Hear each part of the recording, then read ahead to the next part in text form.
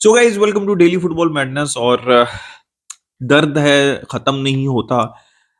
बुरी न्यूज आ रही है और बुरी से बुरी न्यूज आ रही है बार्सिलोना के लिए। थोड़ी सी अच्छी न्यूज भी है और थोड़ी सी मापे की न्यूज भी है, तो इन सब पे जो है वो डिटेल में डिस्कशन करते हैं। सबसे पहले ऑब्वियसली बारसा से स्टार्ट करते हैं। क्या चल रहा है? सबसे पहले जो थोड़ी अच्छी न्यूज है उसके ऊपर बात कर लेते हैं। बगवाल to Barcelona is very close, 7 million euros plus 3 million variables. देखिए, जो चीज मुझे अच्छी लगी है ना, आप डेको कह लें या उससे पिछला, स्पेशली डेको के अंदर जो चीज अच्छी है, देखिए क्रिटिसिज्म करना है वो एक अलग बात है, वो हम करते ही रहते हैं, लेकिन जो अच्छी चीज ये है कि हम जो है यंग प्लेयर्स के ऊपर जा रहे हैं, राइट। जैसे आर्दा गुलर के ऊपर गए थे, वो चीज नहीं हो पाई थी। फिर उसके अलावा नोआ डार्विच को हमने साइन किया, फिर अब बगुवाल की न्यूज आ रही है। बीच में स्काउटिंग चलती रही थी, फॉर एग्जांपल मोस्कार्डो की भी चलती रही थी कुछ। देखें, मसीनियो की भी जैसे अभी चल रही है, तो अगर डील नहीं पॉसिबल होगी, स्काउटिंग चल रही है, बहुत अच्छी चल रही है, डील पॉसिबल नहीं होगी because of the financial situation, और दैट इज अ रियलिटी। वो अब हम जो है बहुत दफा डिस्कस कर चुके हुए हैं। 7 मिलियन प्लस 3 मेक सेंस। मैं प्रोफाइल ऑलरेडी आपके साथ शेयर कर चुका हुआ हूँ। He is a DM who likes to be box to box, very good technically. 16-17 साल के हैं। अब देखना पड़ेगा कि बारसा, देखिए प्लेयर की जो डेवलपमेंट होती है ना, उसके ऊपर डिपेंड करता है कि वो बारसा एथलेटिक के अंदर अभी जाएगा या फिर वो डायरेक्ट बारसा के लिए खेलेगा। और जो मैनेजर आएगा वो डिसाइड करेगा ऑब्वियसली ट्रेनिंग सेशंस के अंदर के किस लेवल के ऊपर है अभी बगवाल। बट एक अच्छी साइनिंग है। बॉक्स टू बॉक्स प्लेयर हैं, 16-17 साल के हैं, ऑब्वियसली डेवलप होंगे। एग्जैक्ट पोजीशन जो है वो इवेंचुअली आपको पता चलेगी। बट ऑलरेडी जैसे मैंने कहा कि स्काउटिंग रिपोर्ट शेयर कर चुका हूँ, बहुत अच्छा prospect. I am very happy कि बारसा जो है वो यंग प्लेयर्स के ऊपर जा रही है, बिकॉज देखिए this is the only way out of this financial mess. एक तो लामासी और दूसरा आप अच्छे यंग प्लेयर्स अलॉन्ग विद, फिर आप जितनी आपकी लिमिटेशन है उसके अंदर कुछ अच्छी साइनिंग्स भी आप कर लें, तो this is the only way forward, this is the only way out for Barcelona. मतलब इसके अलावा और कुछ नहीं है। जितनी फाइनेंशियल मैस है, बिकॉज द फाइनेंशियल मैस की एक्सटेंट मैं आपको ये बता देता हूँ कि हम 3.5 मिलियन स्पेंड कर पाए थे। ठीक है, किस किन प्लेयर से हम लिंक थे? एज पर रिपोर्ट चावी ने एक रिपोर्ट आई थी कि किमिक से भी बात कर ली थी, बर्नार्डो सिल्वा से भी बात करी। देखिए प्लेयर टू प्लेयर, मतलब मैनेजर टू प्लेयर जो एक वो डिस्कशन होती है कि आप उनको कन्विंस कर सके। किमिक की बात हो रही थी उसके अंदर, जुबिमेंडी की बात हो रही थी, लेकिन eventually it was not possible because of financial constraints, right. तो ये एक रियलिटी है, इसको आपको एक्सेप्ट करना पड़ेगा, ठीक है। अब अब ये अच्छी न्यूज़ है, बुरी न्यूज़ है, पता नहीं क्या न्यूज़ है ये। जैसे मैंने फाइनेंशियल कंस्ट्रेंट्स का बताया। मैंने देखा कि भाई एक न्यूज़ आई कि 200 मिलियन यूरोज़ लिखा हुआ था, तो मैंने कहा शायद बार्सा जो है वो 200 मिलियन यूरोज़ जो है वो स्पेंड कर पाएगी नेक्स्ट समर के अंदर। Barca are willing to spend. मैंने फिर गौर से पढ़ी तो वो था कि बार्सा जो है वो 200 मिलियन यूरोज़ के प्लेयर्स को सेल करेगी और उसके बाद जो है वो ओवरहॉल होगा और क्वालिटी प्लेयर्स को लाया जाएगा। यार इस ये न्यूज़ जो है वो चल रही है। I how how you will sell 200 million players without disrupting the squad? देखिए ये इसलिए मैं कह रहा हूँ कि आप 200 मिलियन सेल करेंगे और फिर 200 मिलियन के क्वालिटी प्लेयर्स लेके आएंगे, लेकिन 200 मिलियन क्वालिटी प्लेयर सेल किए बगैर तो 200 मिलियन जनरेट नहीं ना हो सकता। देखिए मैं समझ लें चले, आप लेवेंडोस्की को सेल करते हैं, आप रफीनिया को सेल कर देते हैं, ये आपका हो गया 100 मिलियन हो गया। फिर भी आपको 100 मिलियन जनरेट करना है। आई वुड डेफिनेटली से कि बारसा का सबसे बड़ा इशू ये है कि बारसा का डीएम इशू है जो हम डिस्कस कर सकें, और बारसा की फॉरवर्ड लाइन इशू है। ठीक है, मेरे हिसाब से डिफेंस के अंदर चेंजेस करने की जरूरत नहीं है, मुझे ऐसा, मेरा ये ओपिनियन है। आपने जहां से भी पैसा जनरेट करना है, आप ओवरनाइट से जनरेट करें। चाहे वो आंसू फाटी हो, चाहे वो फेरन टोरस हो, जाओ फेलिक्स को आप परमानेंट ना करें, उसके ऊपर भी हम बात करते हैं। लेवेंडोस्की को सेल करें, आप रफीनिया को सेल करें।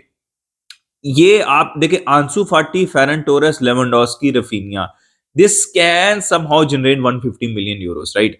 और may be 130 140, but still 200 million euros के लिए आपको एक अपना मेन प्लेयर सेल करना पड़ेगा। और वो क्रिस्टनसन की बात आती है, कुंडे की बात आती है, फ्रेंकी डियोंग की बात आती है, उससे मैं अराओ की भी बात आ रही थी और वो दोबारा आएगी, उससे मैं एग्री नहीं करता। बिकॉज क्वालिटी प्लेयर्स को आप सेल कर देंगे तो क्वालिटी प्लेयर भी तो लाना पड़ेगा ना। तो मेरे हिसाब से तो फॉरवर्ड लाइन को आपको सेल करना चाहिए और फॉरवर्ड लाइन ही आपको सही करनी चाहिए अलॉन्ग विद द डीएम। ये मेरा ओपिनियन है। अब 200 मिलियन कैसे जनरेट करती है बारसा, ये बहुत बड़ा चैलेंज है भाई। हम कभी भी अच्छे सेलिंग क्लब नहीं रहे, तो कैसे जनरेट करेगी बारसा? ये क्वेश्चन मार्क है और इसका आंसर देखते हैं कि किसी के पास है या नहीं है, बट जब टाइम आएगा तो पता चलेगा। फिर चावी ने प्रेस कॉन्फ्रेंस भी की और भी बहुत सी, मतलब और बातें की। देखें, अब हो गया जो होना था।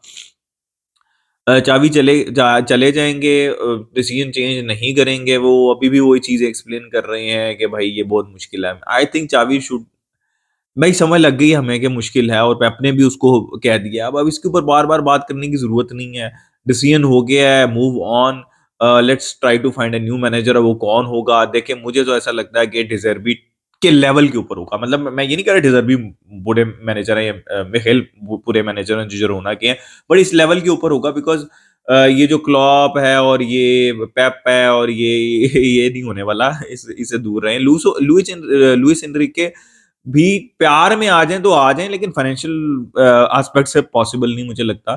तो जो भी होना चाहिए ना, जो भी होना चाहिए, वो होना चाहिए नेक्स्ट मैनेजर की अपॉइंटमेंट के बाद और उससे पूछ के होना चाहिए बिकॉज़ आप चेल्सी वाली हरकतें नहीं कर सकते। जैसे फॉर एग्ज़ाम्पल पोचेटिनो से कुछ प्लेयर्स पूछे बगैर या मैनेजर्स के पूछे बगैर उन्होंने प्लेयर साइन कर लिए थे बिकॉज़ हम तो पागल मतलब मर जाएँगे हम, ठीक है?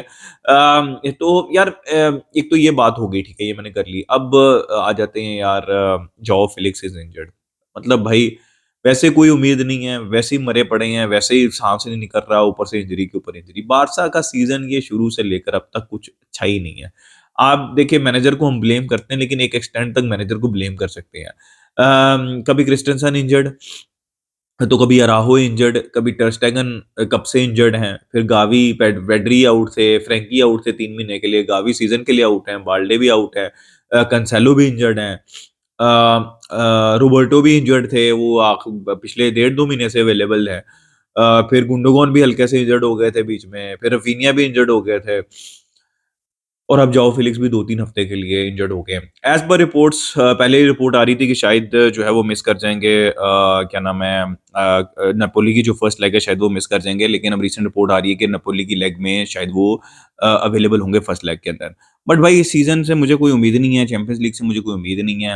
आप नेपोली से हार जाएँगे, आपका सीज़न खत्म हो जाएगा, it it will always be about कि नेक्स्ट मैनेजर कौन होगा, नेक्स्ट सीज़न हम क्या करेंगे। पर लेट्स होप अगेंस्ट होप कि कुछ ना कुछ मिरेकल हो जाए नेपोली के अगेंस्ट। मिरेकल नहीं कि हम कुछ अच्छा परफॉर्म कर दें, जॉao विलिक्स अवेलेबल हो जाएँ। बट उम्मीद जो है ना मैंने बहुत कम कर दिया। तो ये न्यूज़ थी जॉao फिलिक्स की और injuries. Season is almost over यार, मतलब कोई मिरेकल ही है जो कि चैंपियंस लीग के अंदर कोई खुशी दे दे, वरना कुछ नहीं।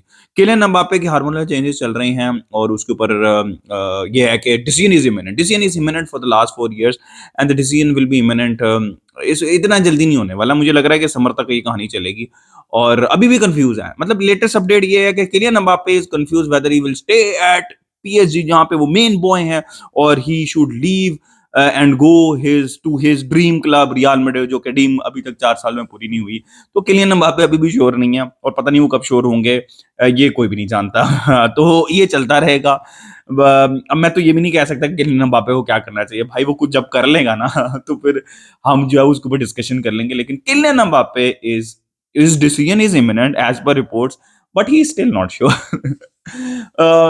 बाकी यार आई एम नॉट आई मेरी कोई उम्मीद नहीं है बारसा से इस सीज़न।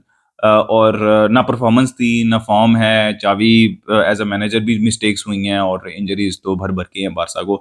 सिर्फ रियल मैड्रिड ही थी जो इंजरी के फेज़ निकाल लिया उन्होंने, बाकी तो जितने भी क्लब हैं उन्होंने इस इतनी ज़्यादा इंजरीज़ में वो स्ट्रगल ही करते हैं। रियल मैड्रिड ने ही निकाल लिया था वो फेज़ किसी तरह, बाकी तो आप लिवरपूल का देख लें पिछले सीज़न उन्होंने स्ट्रगल किया था इतनी ज़्यादा इंजरीज़ के बाद। अम, होपफुली होप अगेंस्ट होप कि हम नेपोली के अगेंस्ट या चैंपियंस लीग में कुछ कर लें।